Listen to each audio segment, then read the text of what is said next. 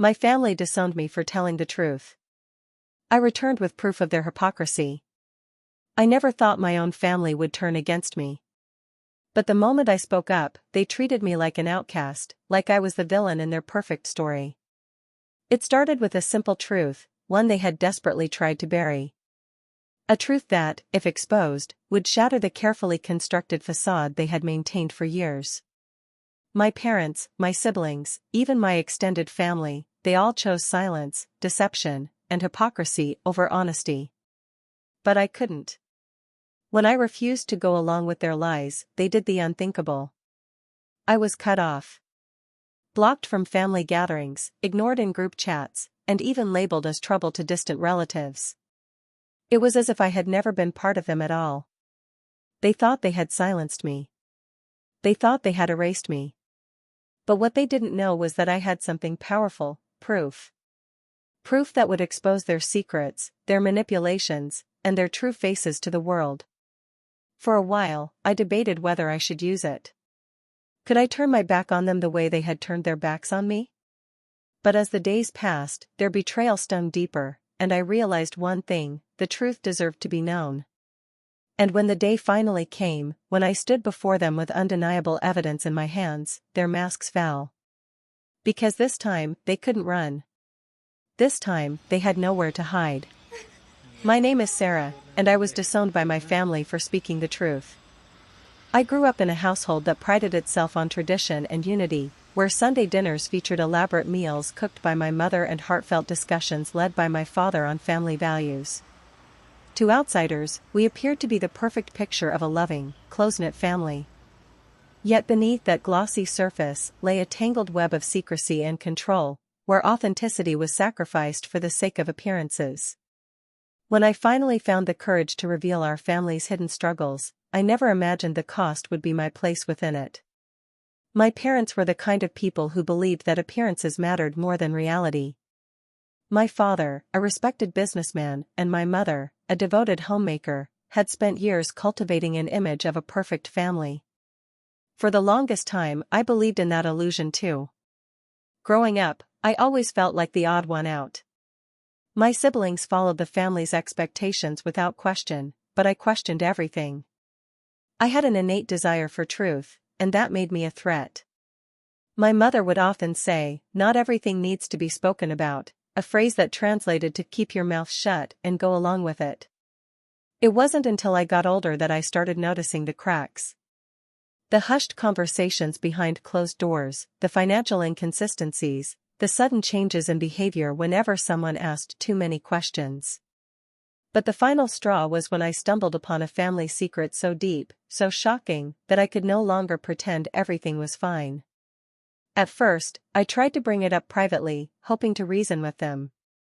But the moment I mentioned it, the atmosphere in our home changed. My father's usual composed demeanor turned cold, my mother's affectionate tone disappeared, and my siblings avoided eye contact. It was clear, they had no intention of addressing the truth. Instead, they wanted to bury it deeper, and I was the liability they needed to silence. I was given ultimatums, emotional blackmail, and even threats, disguised as concern for my well-being. But the more they pushed, the more I realized that this wasn't just about the secret, it was about control. They had spent years bending reality to fit their narrative, and I was the one thing they couldn't control. So when they finally made their choice, disowning me and cutting me off from the family, I made mine too. I would not be silent. I would not be erased. And I would not let their hypocrisy go unnoticed. My father, Richard, was a man who commanded respect.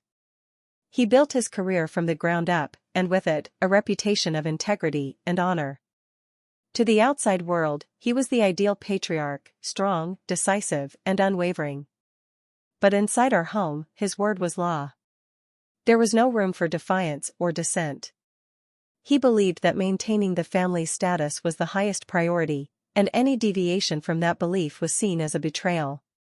My mother, Eleanor, was his perfect counterpart. She was poised, always graceful, and knew exactly how to present the image of a loving, devoted wife and mother. But behind closed doors, she was the enforcer of my father's rules. She was the one who ensured that we fell in line, using guilt, manipulation, and emotional coercion to keep us tethered to the family's ideals. Then there were my siblings, my older brother, David, and my younger sister, Claire. David was the golden child, the one who did everything right. He followed in my father's footsteps, never questioned authority, and was always held up as an example of what I should be. Claire, on the other hand, was different. She wasn't as obedient as David, but she had learned to navigate the family dynamics by playing the role of the compliant daughter, even if it meant suppressing her thoughts and desires. I, however, had never been good at pretending. From a young age, I questioned the rules, the secrets, and the carefully crafted lies we were expected to uphold. My curiosity often put me at odds with my parents, and as I grew older, it only got worse. I wanted answers, and I refused to look the other way like everyone else.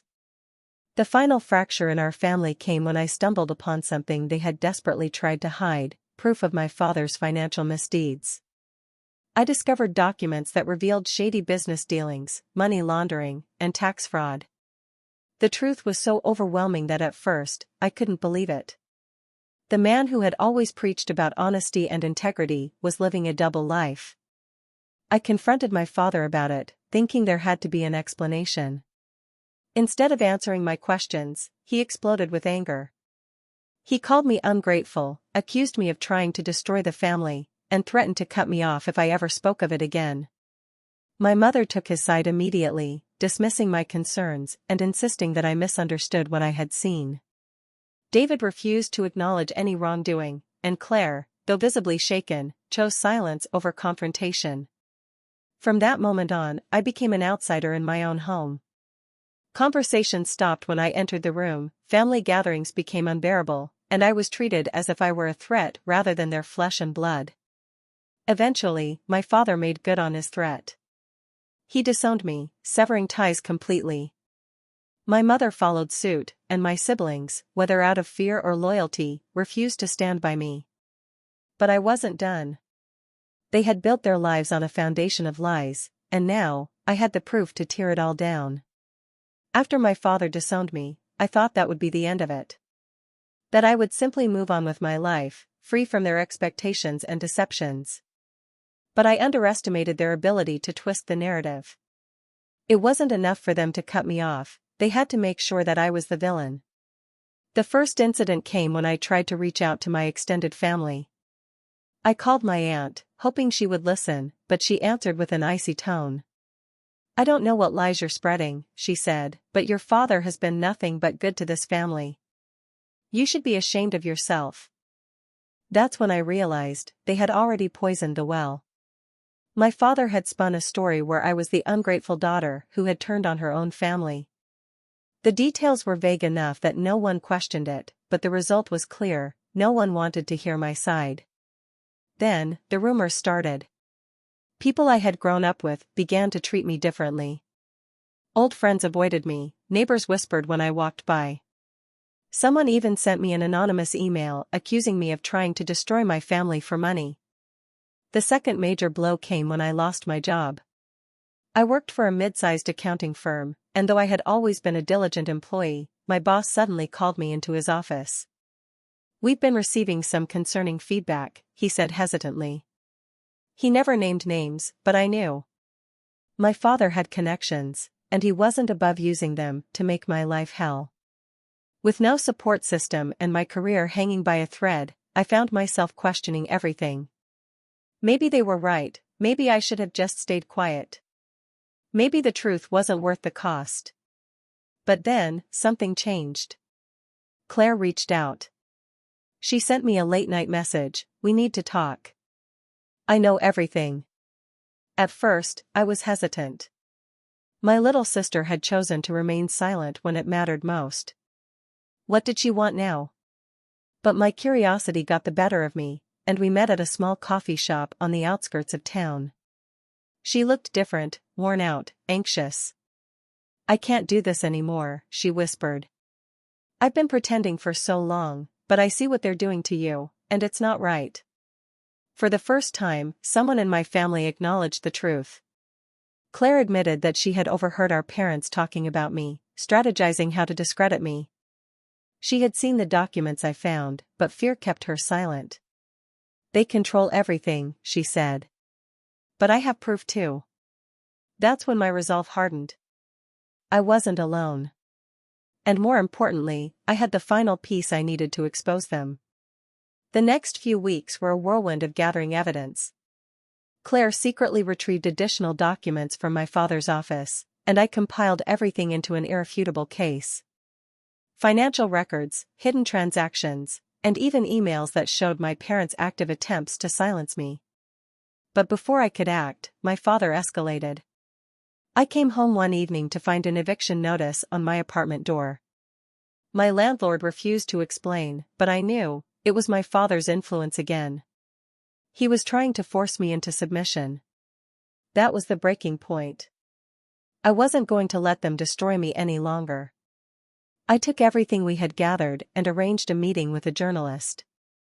It was time to go public. The truth, once hidden behind wealth and power, was about to be exposed to the world. The day of reckoning had arrived.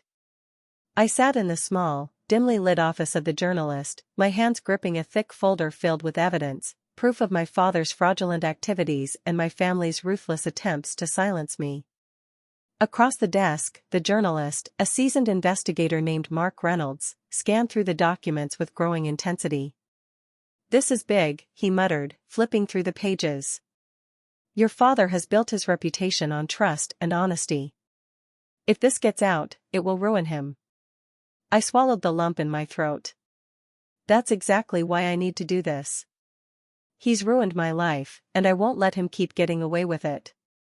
Mark nodded, then leaned forward. "Once we publish this, there's no turning back. You'll be making some powerful enemies. Are you sure you're ready for that?" I hesitated for only a moment before replying, "I have nothing left to lose." The article was scheduled to be released the following morning, but I knew my father would hear about it before then. So I took the first step. I sent an email to my family, attaching a copy of the article and the evidence that supported it. The subject line was simple: "I know the truth." The response was immediate. My phone rang incessantly, messages flooded in, but I ignored them all. I knew what was coming. The only thing left was to face it. That evening, I went to my parents' house, knowing full well what awaited me. As soon as I stepped inside, the tension was suffocating. My father sat in his grand leather chair, his face stony and unreadable. My mother stood beside him, her arms crossed tightly over her chest. David was there too, standing rigidly near the fireplace, his usual confidence replaced with apprehension. Claire sat at the edge of the couch, her hands gripping the fabric as if to brace herself. My father was the first to speak. "Do you have any idea what you've done?" "Yes," I said, my voice unwavering. "I've done what you never dared to do, told the truth." His eyes darkened. "You've ruined this family. You think you're exposing some grand injustice, but all you're doing is destroying everything we built." "Everything you built was a lie," I shot back. "You manipulated, lied, and schemed to protect yourself. And when I refused to play along, you tried to erase me." My mother's voice cut through the tension. "You could have handled this privately. Family matters should stay within the family." I let out a bitter laugh. "You mean like how you privately tried to destroy my life? How do you privately spread lies about me? How you privately blacklisted me from jobs, evicted me from my home, and ensured I had nowhere to turn?" I stepped forward, my hands shaking with fury. "No. You don't get to dictate how this plays out anymore." David finally spoke. "You're being dramatic. You always have been. You could have come to us and worked this out." I turned to him, my voice cold. "Would you have listened?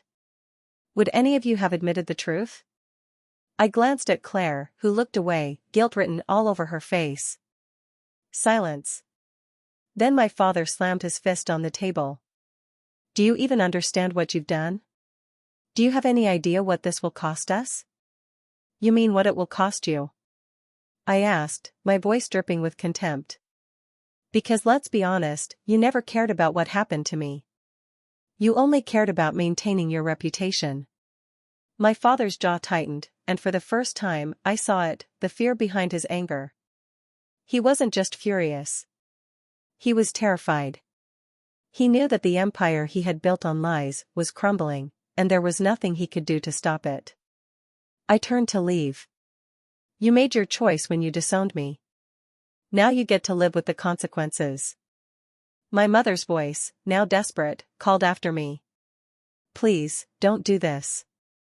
We can fix this. I hesitated at the door but didn't turn around. No.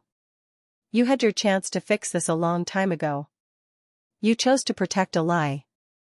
Now, I'm choosing to expose the truth. And with that, I walked out, never looking back. The next morning, the article was released. Within hours, my father's company was under investigation, his colleagues distancing themselves, his reputation unraveling. My phone buzzed with news alerts, messages from old friends who had once doubted me, and a single text from Claire, "I'm sorry." I didn't respond. Some bridges, once burned, can never be rebuilt. The fallout from the article was swift and brutal. My father's once unshakable empire crumbled overnight. Investigations were launched into his finances, former business partners distanced themselves, and his public image was irreparably damaged. The man who had always prided himself on control had lost everything in the span of a few days. And yet, he never reached out to me. My mother tried.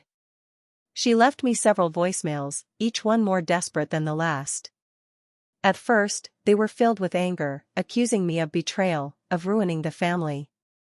But as time went on, her tone softened, and by the last message, she was pleading. Please, just talk to us. We can fix this. We're still your family. But were they? The people who had cast me aside, who had tried to erase me, who had watched as I struggled without a second thought, could I still call them my family? David, unsurprisingly, never spoke to me again. He had always been my father's shadow, and with my father's downfall, he disappeared along with him. But Claire, she was different. She had tried to reach out, and while I hadn't responded to her first message, I found myself thinking about her often. One evening, after weeks of ignoring her, I finally replied, "Meet me for coffee." She arrived looking nervous, her usual polished confidence nowhere to be seen. I didn't know what to say, she admitted. I was scared.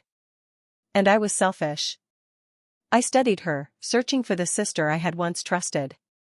Why now? Because I see it now. Everything you said was true, and I was too much of a coward to stand with you. I don't expect you to forgive me, but I want you to know, I'm sorry. And I want to make things right.